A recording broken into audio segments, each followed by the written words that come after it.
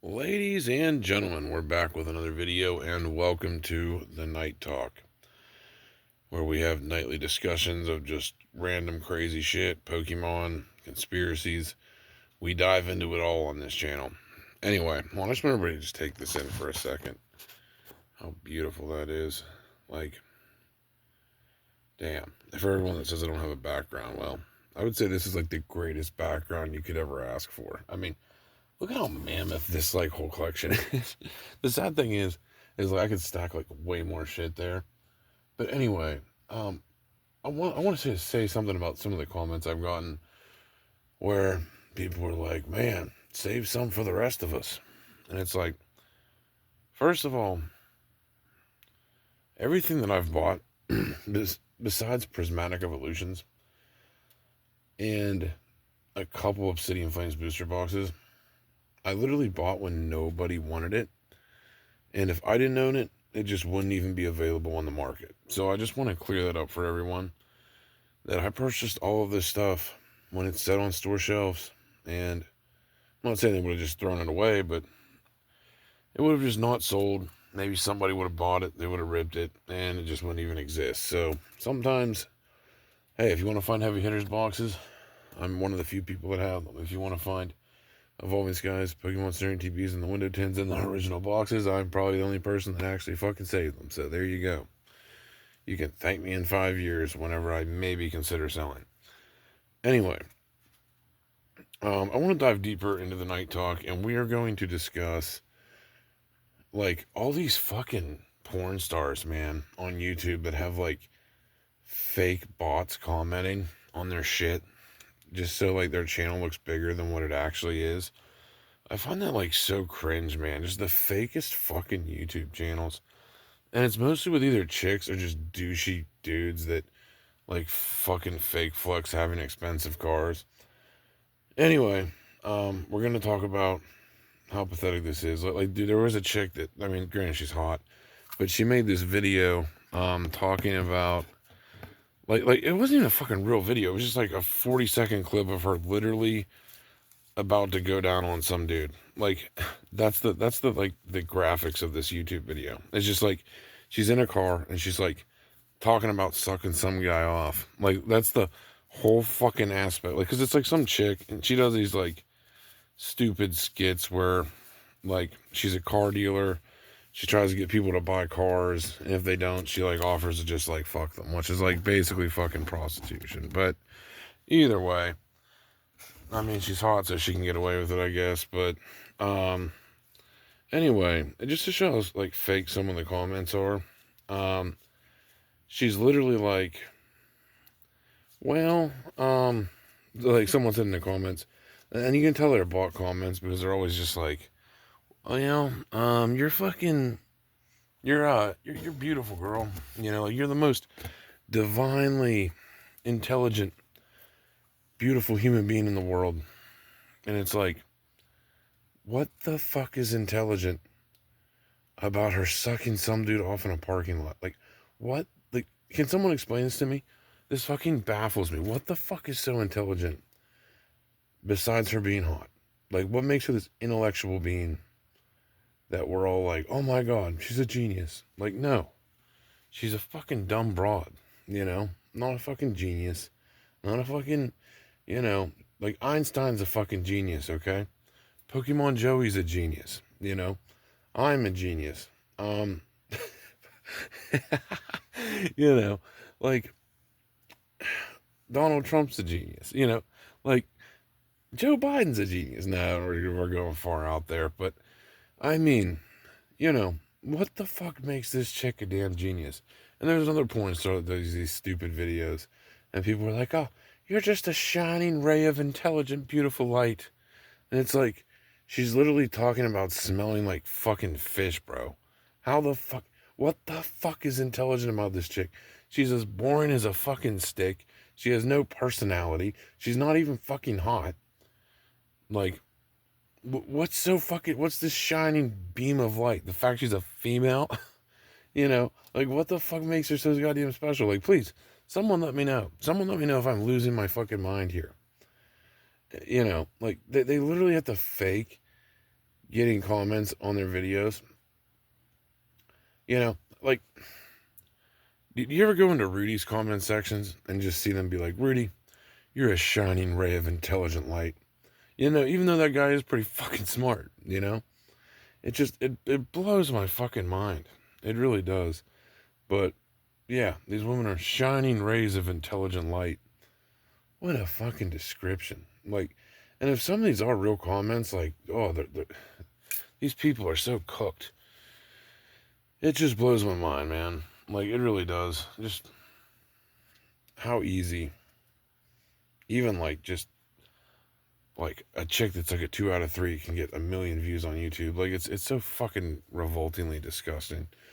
And you wonder why, you know, like, chicks expect the world anymore. It's because so many simpy ass dudes just, like, simp too damn hard, man. Like, holy hell. You know, I don't know, man. It's really fucking cringe to me. And I mean, I'm not just gonna insult the women here. Let's insult dudes for a minute. Um, Dudes that, like, there's this douchebag that makes YouTube videos about women sitting on his shitty Corvette in, like, Dubai, and it's like, bro, I'll tell you what, I've driven nice cars for a long fucking time. I've never walked out of the gas station and there'd be some fucking hot ass broad sitting on my car, ever. And I've driven a car for, what, 15 years now? Almost. I've never walked out and had some broad sitting on any of my luxury cars. Never. Not once. Not fucking once. Like, it's mind blowing to me. Anyway, I want to get back into my next comment that I've received, and that is, bro, you don't even rip packs. Man, I promise you all, I have ripped so many fucking packs that I don't even enjoy ripping packs anymore. Like, that is how much steel product I have ripped open. Like, I have ripped open thousands of Fusion Strike blisters, probably thousands of packs of Evolving Skies, and you know, my luck is absolutely fucking terrible. So I've learned, when you have terrible fucking luck in life and you always get fucked, to just not even put yourself in the position of getting completely fucked again. Not everyone wants to just rip open their seal. Some people actually, believe it or not, enjoy, like, looking around their collection and checking out each box. You know, like, every day that I wake up, I enjoy to go through my collection and say, huh, wow, I like how my Obsidian Flames booster box looks. You know, like I enjoy looking at this box. The Charizard on it's really sick. The Dragonite art on it is cool. You know, like, some people enjoy looking at boxes. I know that may sound like a foreign fucking concept in this hobby, that some people enjoy just owning the fucking box and not fucking, you know, like, owing people money on it or anything like that. Some people enjoy just looking at their fucking collections and admiring how fucking great it's grown. Believe it or not, not everybody has to rip packs. And that is how you get cooked anyway. When you rip packs, you fuck yourself. You know, it's just the truth. You know, and that's just how it is, man. Ripping packs fucking blows. And I mean, I enjoy it if they were free, but the fact that packs are so fucking ridiculously hard to come by now, it just doesn't even make it fun. Like not in the slightest anymore. That, yeah, I don't genuinely enjoy ripping packs. Like, I'm sorry. I've done it a shitload. I've done it before on this channel a good bit, but yeah, like, I'm more of just a investor than I am ripping packs. Like, that's why I do gambling videos instead of ripping packs, because I genuinely enjoy playing slot machines a hell of a lot more. And I also want to get to the point of how, like, I don't recommend gambling, but, like, for example, like, let's say you have like $300 or $400 and you really don't have enough money to get like an Evolving Skies box or something. You might be better off doing like $5 spins on slots try to win fucking like $700-800 like I just did today, and then use that money to buy more of your sealed collection. You know, like I've done that so much with a lot of my collection that like I've literally just won a bunch of money gambling, and then like I've just like bought like certain booster boxes just so like my money's just safe. You know, like I've done that multiple times, and I mean, it's not the greatest strategy because I mean you can totally get cooked and lose, you know, your money. So I mean I'm just saying be aware of that. But other times you can get up like a couple $1,000, and then you're just like, oh, okay, cool. Now I'm gonna grab some shit. So it, you know, sometimes that strategy works really well actually. Other times it doesn't. I'm not, you know, encouraging gambling because you'll probably lose money, but it does fucking work sometimes. Um, so yeah, I tend to enjoy gambling more because you have better odds. Like Pokemon odds are fucking terrible, dude. They are the worst, and I'll be the first to say it. Um, that yeah, like what is valuable is just it getting really fucking old. Um, Next up on this channel, I really want to throw this out there. Like, if people are bullish on Crown Zenith, and everyone has admitted Evolving Skies is pretty much the best set, and we've all kind of agreed on that concept. I think Evolving Skies, guys, is just going to continue to pump. And that's why, like, even though, like I said, I've gotten 10x gains on my Evolving Skies, I refuse to sell these. Like, I know one day these will be $1,000. I don't know when, I don't know where, but I will hold on to these as long as I absolutely possibly can. So, if you really want a good investment, that's pretty fucking safe. I still think Evolving Skies ETBs are really the way to go. Like, they're really good. Like, you know, if you don't want to invest in Prismatic, you want something that's out of print and safer, Evolving Skies is pretty fucking good. But Prismatic isn't terrible either. Anyway, that's mostly all we have for this video, though. Just kind of wanted to clear up some things on this channel of, you know, yeah, of just like all the different things I hear, all the different accusations, and honestly, I bought all these cards with my own fucking money. So if I want to fucking throw them in the air and dance around like Scrooge McDuck, I can sure as fuck do that. If I want to throw them all in a pile and light them on fire, I can sure as fuck do that. If I want to open up all my boxes and roll around naked on them, I can sure as fuck do that, you know? Because I bought them with my own fucking cash when when everyone else is too fucking cheap to do it, you know? Like the entire time I've collected, everyone is too fucking cheap to buy this stuff. And some of the other comments I hear, and this is why I think some people are just like, they miss the point. Oh, I hope you bought a lot of that at below market. And it's like, man, that is not the spirit of like, oh, well, don't buy it unless you get it super under market, bro. This is why I don't like selling, and I don't like dealing with people in the first place, is because, like, if they go to buy your Evolving Skies ETB and the market price is $400, like, well, I don't want to pay that. I want to pay like $300. You got to leave $100 on the bone for me. And they just completely miss the point that it's your turn to wait in line. It'll probably be $1,000. You know, none of you want to wait in line. Some of you do. I'm not saying all of you, but none of you want to wait in line. It's just, I want to buy it now. I want to sell it to some other sucker, and I want to make, you know, as much money as I possibly can. And I remember I offered these Evolving Skies ETBs. Everything in this collection, I offered to the general public. Everything. Everything in here. Just want to throw that out there. I offered it to everybody. Literally.